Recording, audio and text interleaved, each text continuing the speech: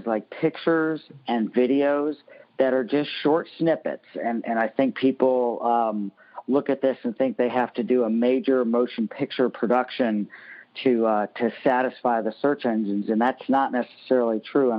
Welcome to CREPN Radio for influential commercial real estate professionals who work with investors, buyers, and sellers of commercial real estate coast to coast. Whether you're an investor, broker, lender, property manager, attorney, or accountant, we're here to learn from the experts. Welcome to Commercial Real Estate Pro Network's CREPN Radio. This is episode number 62, where weekly we share interviews with real estate experts, passing on their experience and knowledge. Thanks for joining us this week. My name is J. Darren Gross. We're so glad you're here. In just a minute, we're going to speak with David Klein with RevLocal. David is an expert in online marketing, and he helps businesses get found online. Marketing is something that I'm very aware of, and I'm sure anybody that's in business today has to be. And the internet has made it so that anyone with a connection to the internet can find you and your property or your service if you're making yourself available. And I asked David to come on the show today because I believe he brings value. He's experienced. He's able to provide a path towards where you want to go. David, previously, he published his own magazine and a website. He's worked for several companies since. He's passionate about helping businesses get more clients through effective online strategies. And in our talk, we talk about the importance of branding, who you are, the importance of content, creating valuable content, and what types of content will help your search engine ranking more. We also talk about the importance of consistency, of posting regularly so that you can train the search engines that you matter. And we also talk about the time needed to develop an audience. And if you are looking for more clients, or you know someone who is, I'm certain that you'll find this interesting. But before we do, wanted to invite you, or first of all, I want to welcome you to the program again. And if you're new to the program, thank you for tuning in. If you're returning, thank you for returning. And also want to invite you, if you haven't already, to go ahead and subscribe to our program. And it's really, really, really easy to do. All you need to do is go to the iTunes or Stitcher, depending on which phone you use. iTunes, obviously, for the iPhone. Stitcher is more of an Android platform. Whichever one you prefer, doesn't matter to us, but just go there and you type in the search engine, the search bar on either site, type in Commercial Real Estate Pro Network. And when you click on that, our logo will pop up. Our logo is the headphones with CREPN between the ears. Go ahead and click subscribe, and this will ensure that you receive all of our episodes, and you can listen anytime you choose, whether it's in the car, at the gym, or while you're walking the dog. And when you do subscribe, please go ahead and leave a comment. Let us know what you think. We'd love to hear from you. For those of you who don't know me, a little bit about myself, I am a real estate investor, and I'm also a commercial property insurance broker. I've been an insurance broker for over 25 years. My primary insurance clients are real estate professionals dealing in multifamily, retail, warehouse, office, and development. And also, I'm a real estate investor, and I have been for 20 years. And it's because of this combination that I'm constantly looking for more information about real estate. So whether something I can use for myself or my own investing, or something that will help me support my clients. And that's how Commercial Real Estate Pro Network and CREPN Radio came about.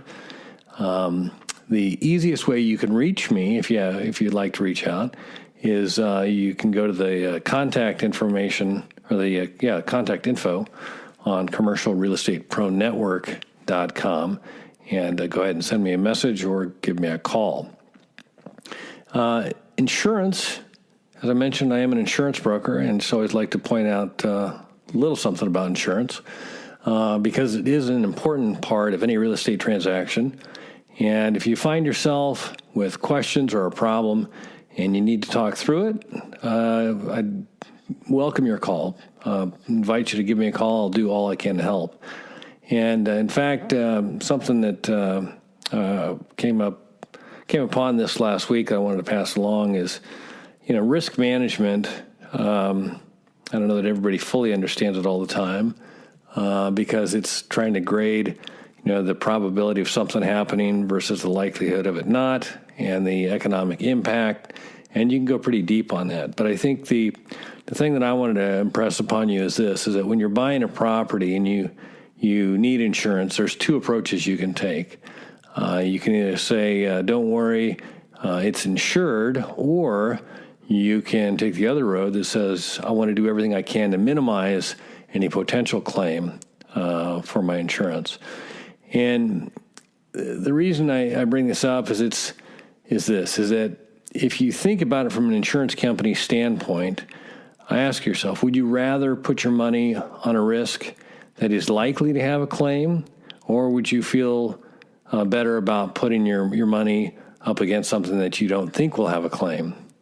And if you are the owner or a manager of a property, it starts with you, because the mindset of maintaining a low risk property comes from the top. It's something that gets communicated to the staff, the tenants, the vendors, and the neighbors, and so on. And it's truly something that you can control. You can minimize the potential losses at your property in many cases.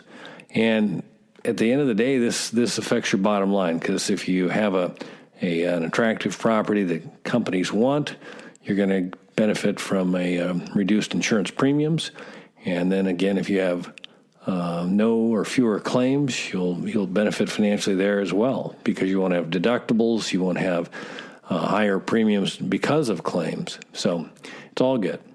So if you are interested, I just want to also point you to, I've got a checklist. It's a 48-point hazard checklist. You can grab it. It's real easy. It's on the Commercial Real Estate Pro Network.com site. Go ahead and click that, and you can download. There's a 48-point hazard checklist.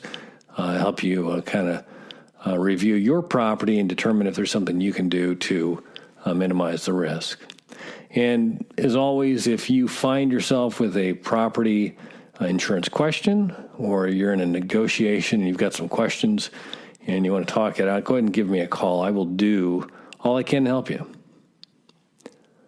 All right. Lastly, before we get on with the show, if you're on LinkedIn, be sure to check out our group. It's called Commercial Real Estate Pro Network. It's a great place to network with commercial real estate professionals, and go check that out. All right. Let's get on with the show. On the line with me today, I'm pleased to have David Klein. David is an online marketing expert. He is with RevLocal. And David, welcome to the program. Thank you for having me. David, before we get into this, could you do myself and the listeners a favor and tell us a little bit about your background and how long you've been working in online marketing? Sure. So my introduction to advertising and online marketing began in the early 2000s. I started my own business, and I had a print magazine and also a website that went along with that. And we built a fairly extensive website that was used for event registration and content and that type of thing. And so I was a purchaser of digital marketing back then, and really fell in love with it and just kind of geeked out on all things digital marketing. From there, I sold my business and then got into digital marketing full-time, and have worked for a couple of large national digital marketing agencies, and have worked with clients around the country and managed sales teams, and find myself in Portland, Oregon at this time. And just trying to think, I think you and I met about a year ago at a multifamily marketing or some sort of a gathering there kind of thing. So, and I've enjoyed, David and I have met, probably 3 or 4 times, I think now, just kind of discussing various marketing things. And I invited David to be on the program today because it occurred to me that, well, obviously, a landlord trying to market a place for rent is something that in a tough market, meaning there's more supply than demand, you'd probably be much more interested in, as opposed to when there's more demand than there's supply, kind of thing. But the essence of marketing is really kind of the cornerstone of any business.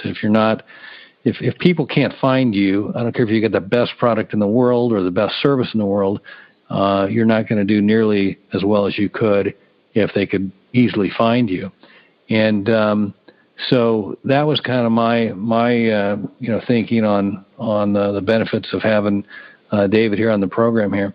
And so, David, with that, I think last time we got together, we talked a little bit about the value of content and some of the different ways. I mean, you and I were talking about the difference between a salesperson meeting with another or with a prospect as opposed to the way the internet views things.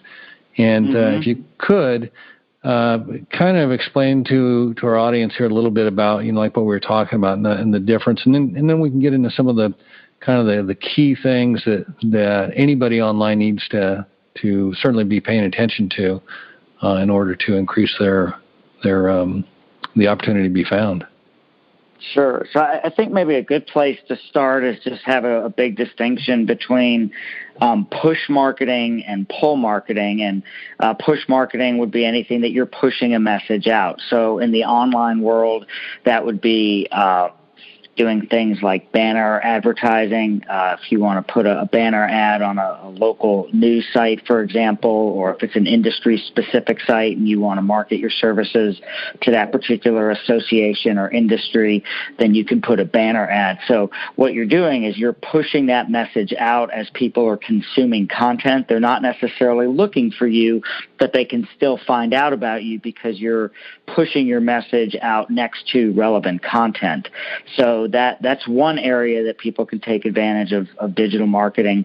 The other area where digital marketing has really changed the way that people get their information is we're all just so used to pulling out our phones, typing in Safari or whatever browser we have on our phone, and looking for information. And this would be more pull marketing because you're not necessarily pushing that message out, but somebody is looking specifically for you. And because the search engines now are so good and they have so much information about the internet, it gives business owners a chance to get in front of potential prospects that are actually showing intent and showing interest in their particular businesses. So when somebody does a search, for example, for a commercial insurance agent or commercial insurance products or commercial insurance pricing or something along those lines, then what happens is that they're going to get a lot of different information on a Google results page.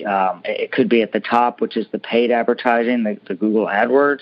Could be in the middle where the map section is, depending on what type of business is. And then there are, of course, the organic links. So I hope that answers your question, Darren, but I guess ultimately from a business owner to think about how to utilize digital marketing is think of those two areas where would you want to push your message out and make people aware that you exist, and then the other facet of it is what's the most efficient way to get in front of people that are specifically searching for your services and your expertise.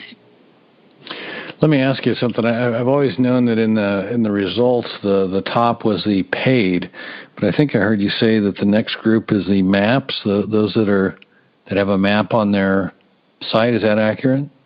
That is accurate. Again, Google decides what type of result that they want to give. So if it's a location-specific service, so for example, if you're searching for a commercial insurance agent in Portland, then it is highly likely that you'll get text ads at the top, the Google AdWords, and then you'll get a map result in the middle. If in fact you're searching for commercial insurance rates and you don't have you don't have a city included in that search, then you may just get text ads at the top and then just organic links below that. So Google decides what results are going to best meet the needs of that searcher, but in a location-specific search, typically you'll have text ads at the top, then the map results, then organic links. Got it. So you mentioned just basically the first part of, when somebody's searching, and that's by itself is a pull, kind of do you call it marketing or pull? We said push versus pull. That's all marketing, or is that under another umbrella? Right. Sure. So push marketing is when you're pushing a message out. Pull marketing is when you're trying to get in front of people that are essentially looking for you. Got it. All right. So outbound email push as well. Yeah. Well, and that falls more in the pull category, because what you're trying to do on the email is it's a direct response. So think of the analog world 25, 30 years ago. The direct response, snail mail marketing was something that was a huge industry, and it's still out there and certainly has applications. But again, the effectiveness of an email marketing campaign isn't necessarily measured by how many emails you're sending out, but of course how many responses you're getting back. So again, that would be more pull marketing as far as a local business, as far as a business is concerned. Got it. So we've distinguished between the push versus the pull. I think maybe what would be good is some sort of a hierarchy of your presence, because I would assume that this is based on the fact that you can be found on the internet. Right. That's a great point. And I'm glad you asked the question about being found on the internet, because really that's the most, I think, the best practice and the most applicable strategy to employ, because certainly Google is a very important piece of this puzzle. It gets about 65% of the search traffic that takes place, and people specifically searching for businesses. But that, of course, still leaves 35% of search traffic that's not on Google, and there are still plenty of places that you can show up on a web presence that aren't necessarily search engines, but they're more directories. So again, when you think about people that are searching for your business, Google again is going to be the most important site, but certainly not the only. So when somebody's on their phone, if their browser, if their search engine is set to Bing, then you want to have a presence on Bing. If they're on Facebook, people are not necessarily searching for businesses. It isn't the main site that they would do that. But if someone's a business owner and they have a lot of business owner friends that they're connected with on Facebook, people are asking all the time for references. Hey, I need a quote on my new building that I bought. Can you give me a reference? And so that's where you want to have a strong presence, a business presence on Facebook, which is different from social media marketing. But again, that web presence is important to have, certainly across the main search engines, which are going to be Google, Yahoo, and Bing, but then also on directory sites like Yelp, City Search, Dex, YP, and think about Facebook, even though it's not necessarily for social media marketing, but for a business presence, just because there are so many people and so much time is spent on Facebook, it's definitely important to have a consistent presence on Facebook as well. Got it. So, I think one of the things that I recognize too is that when times are moving kind of fast and everybody's got plenty of work to do, I'm assuming that the impetus to spend or to work on a presence online is probably not as well, or is not necessarily recognized as powerful. Maybe I'm not saying this right, but am I making any sense where people are there peaks and valleys as far as when people recognize or look to market, or is it, what's your experience been with that?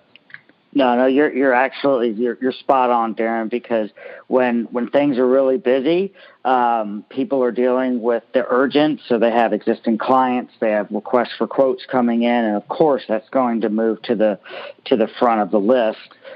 When things are not so busy, then all of a sudden, heck, I don't have that many appointments this week. I better, take some time to get my name out there. But in fact, one of the conversations that I have with a lot of clients is that being busy doesn't always necessarily equate to being as profitable or hitting the objectives that they're trying to hit. And so your intuition is correct. And what I would say to that is that you have to ask yourself, are people still going to be using the internet in 5 years and in 10 years? And of course, that's a silly question. Of course they are. So the question is really building a web presence and doing internet marketing is not necessarily an urgent activity, but it's an important one and one that's foundational for your business, because even if right now you're not looking for leads now, when the leads slow down and business does slow down, it's too late to start building a web presence then, because all of this, typically there's a lag, and it's like the foundation of a building. You can't build the foundation of a building during a rainstorm. I mean, you have to do it consistently over time. So let's talk about that. Where you go from. You've got a website. You've created a presence. Now you got to put something on it in order for people to, if they just type in, commercial property insurance or, real estate insurance or something like that, and they find you, let's talk about content. What do you find? What's the best way? I mean, is there any kind of rule of thumb as far as content and some words of wisdom you can provide? Sure. So I guess let's think about the 3 or 4 most traffic websites, which we'll just throw these out, are going to be Google, Facebook, Yahoo, Bing, Yelp. All of those websites that I just mentioned, they all have areas where you should be creating a business listing, claiming your business listing, making sure all that information is accurate. So that's step number 1. But step number 2, to answer your question, is with regard to that content, think about the audience that you're trying to please, or there are 2 separate audiences. One is the audience that your followers already know. That's their prospective clients. But the other audience that you're asking me about now are, well, what type of content should we feed to the search engines that I just mentioned? What would be relevant? Because in your business, it's not a sexy business. You guys aren't changing your menus, or you don't have events coming up. So the answer to the question, Darren, and what a best practice is to put in things like pictures and videos that are just short snippets. And I think people look at this and think they have to do a major motion picture production to satisfy the search engines, and that's not necessarily true. And I'll just use a very, very specific example of Google. So Google has, of course, the Google Business Listing, and then attached to the Google Business Listing is Google+, and then there's also a YouTube channel that should be attached to your Google Business Listing. So now, are tons and tons of people going to Google+? Not necessarily. And are tons and tons of people going to YouTube and looking for commercial real estate insurance advice? Not necessarily. But by updating your Google+ page with just snippets of, hey, we worked on this type of building, and if you're appealing to an audience that's technically proficient in commercial real estate, you don't necessarily have to talk in layman's terms. I mean, put snippets. We just wrote insurance on this building. We solved this problem. Be specific. Upload that to your Google+ page on a regular basis.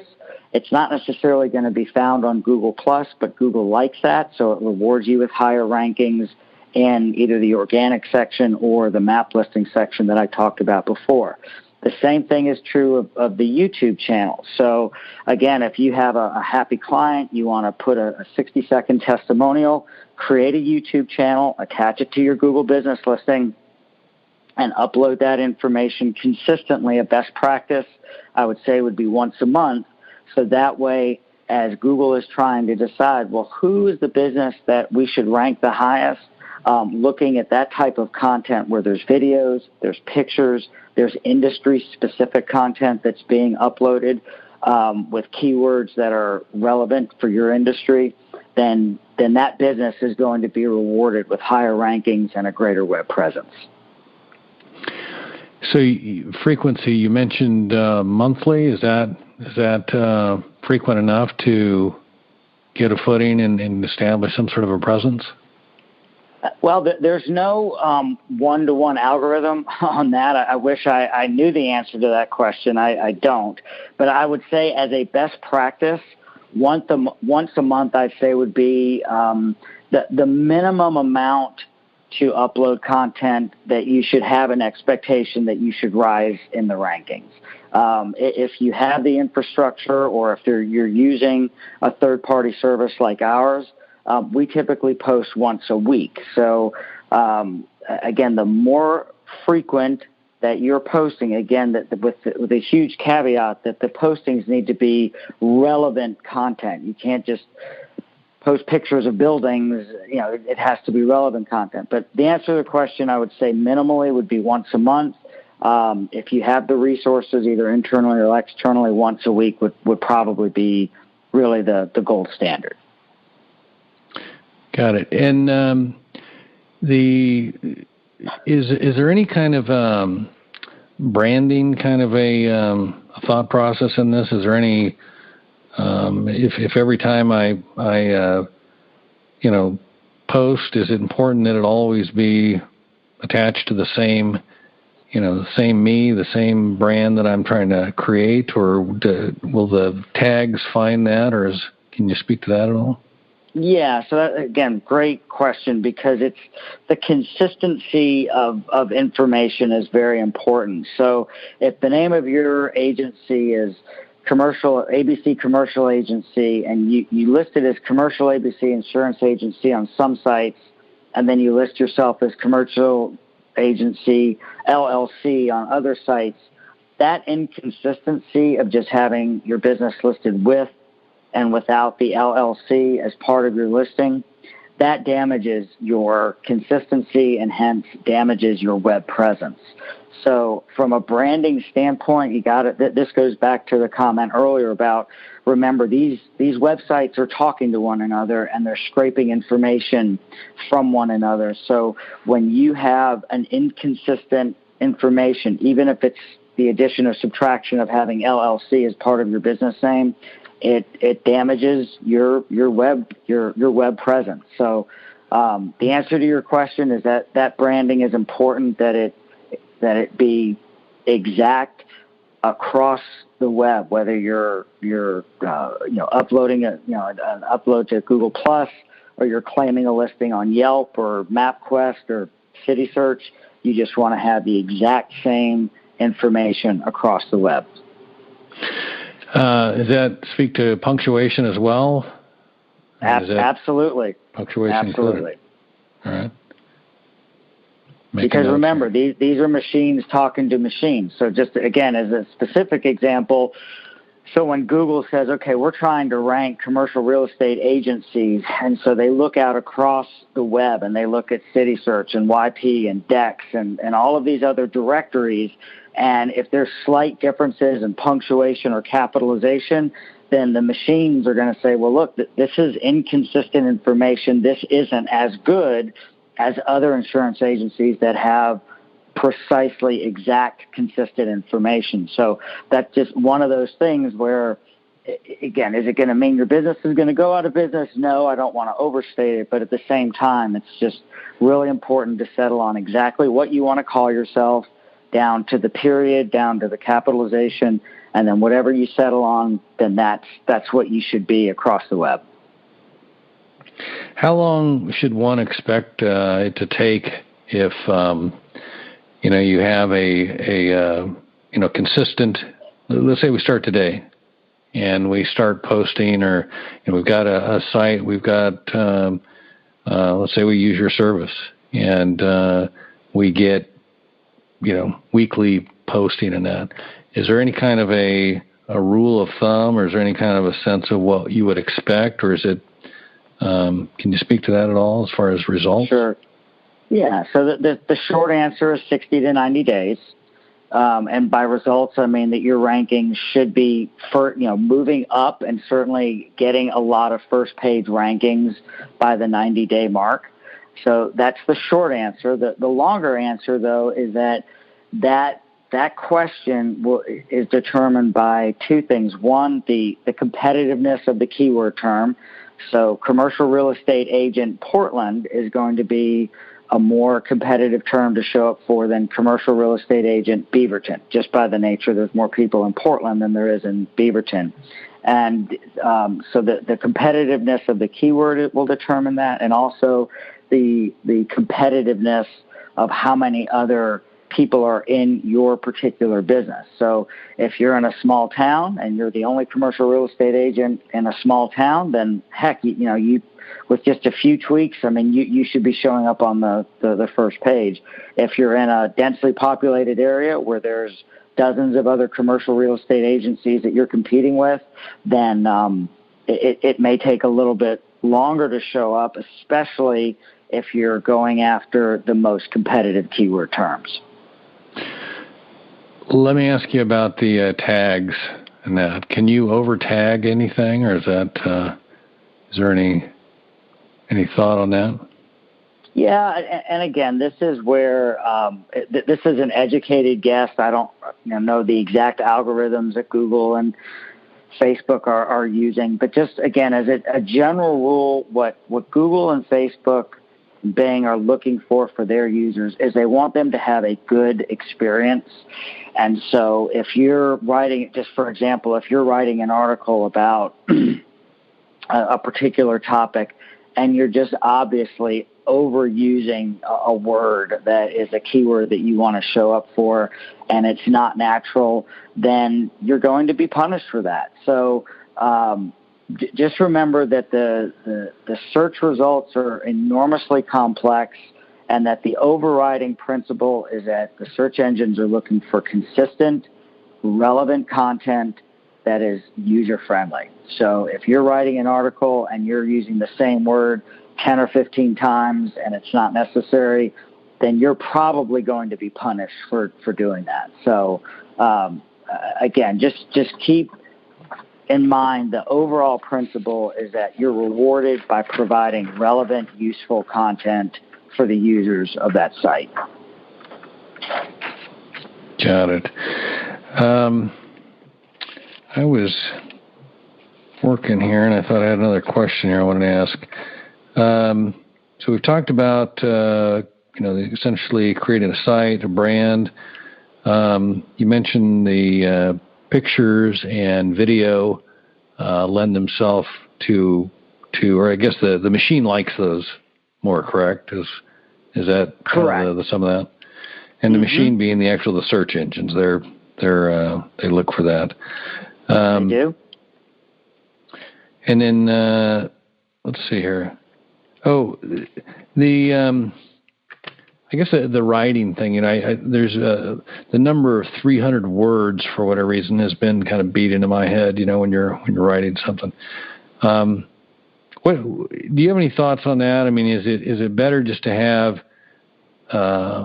just killer content that's 150? I mean, just a shorter, specific that, like you said, that's a user friendly, that's usable or relevant information, or is it better to be 300 and have some fluff in there? I guess. I think the short answer is provide the word count that's going to kind of complete the thought. So I think the most important question to ask yourself is if I'm going to be producing this content, I want to produce this content so that my user, the human user, not the machine users, but the human audience is going to benefit the most.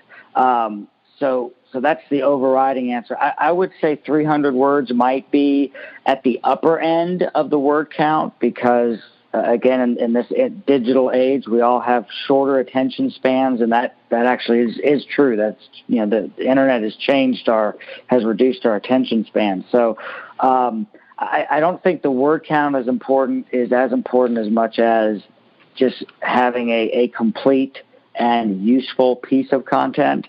And I would say if something greatly exceeds 300 words, then my best practice would be is break it into several sections. So if you have a 500 or 600 word piece, say, okay, well, here's part 1 of 2, and then check back in a week for part 2 of 2. Would be my recommendation there. Got it. I'm looking down kind of the list of things that I was looking at. Is there a question or something that you were wanting me to ask that I've failed? Because I feel like we've hit kind of the building blocks of this and the importance of it. Well, I think one thing that you and I have talked about previously, and I get asked frequently, is just kind of a checklist, if you will, of just what are kind of some the top 3 best practices of advice to have. Again, whether you do it internally or you use an external source to do it, and I would say if you're just going to think about those 3 things. It would just make sure that information is absolutely consistent. I know we talked about it previously. I think it's worth mentioning, and that means that your hours are the same, the spelling of your name, your address. If you have BLVD for one listing and then Boulevard spelled out for another, that's not a best practice. So consistent down to the punctuation and the capitalization. The other thing is make sure that your website, it is really critical now with over 60% of internet usage taking place on a mobile phone, that you have a responsive site, because again, you're getting hurt both ways. Your users are not getting a good experience by seeing a non-mobile friendly site, and the search engines recognize that, and your rankings will be hurt by that. So make sure that you have a responsive mobile friendly site. And then the third thing, and this is something that has been true of inbound marketing, whether it's 25 years ago on the Yellow Pages to all of the iterations of Google, but I still see this as a huge opportunity that people don't take advantage of, and that's just simply have a very, very clear call to action. And I think in the commercial real estate world, you guys it's not a business that is an e-commerce business. People aren't going to buy commercial real estate by clicking on a button online. They're going to want to talk to somebody and get a quote and get comfortable and start building the relationship. So if your best practice is to have someone to call, get a free consultation, get a free quote, then make sure that it says that on every single page on your website, that it's made clear on your business listings, because having that call to action does impact the action that people take. That's definitely good advice there, the consistency thing. I know it's easy to get kind of sprayed out all over the place with all the new different sites and all that fun stuff. So that's all good. David, what's the best way for somebody to get in touch with you if they'd like to pursue you? And also, I think you and I talked, let's make it very clear that you're not limited to anywhere, or you don't have a territory, correct? No, sir. I have clients all over the country as we speak. Got it. So if somebody would like to get in touch with you and pursue a conversation with you about how you could work with them or help them, go ahead and let's get your contact information out there. Sure, and to follow my own advice, I do offer a free consultation, so feel no charge to chat with me initially. And so my name is David Klein. Phone number is 503-592-0627, and email address is dklein@revlocal.com, and Klein is spelled Klein, and RevLocal is REV as in Victor, the word local. So dklein@revlocal.com. David, I appreciate it, and we will be in touch, and we'll do a little follow-up on this. Aaron, thank you so much for your time. Well, I hope you enjoyed that. David is an experienced pro when it comes to online marketing, and his approach is not just, spaghetti against the wall to see what works. There's definitely some measurable things he does that can help you get some measurable results. And he's a great guy, and I'm certain he'd help you if you're looking for help. That's all we've got for today. We know you're busy. We thank you for making time for us today. We do appreciate you. Until next time, thanks for listening to Commercial Real Estate Pro Network's CREPN Radio. You're listening to CREPN Radio for influential commercial real estate professionals. For more information on this or any of our guests, like us on Facebook, CREPN Radio.